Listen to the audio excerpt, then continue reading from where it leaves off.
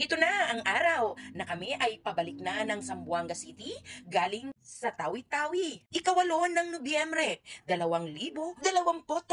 Kasalukuyan ngayon kami ay sumasakay na ng eroplano. Kami ay mayroong connecting flight pabalik ng Maynila. Sa araw na ito nagtatapos ang aming paggagala or pamamasyal sa loob ng 8 araw. Malaki ang aming pasasalamat sa aming mga nasamahang mga tours. Kami iningatan at inalagaan.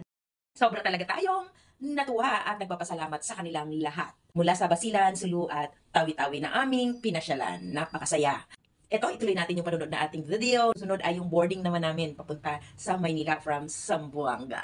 Pinakahuling sakay namin sa araw na ito ay ang galing dito sa Zamboanga City patungo ng Naiya. Malaking Airbus ang aming sasakyan. Ngunit sa dami ng pasahero, ito ay puno pa rin. Check ako kung ito ay jeep. Marami ang nakasabit sa mga pintuan at sa gitna. Zero visibility tayo ngayon.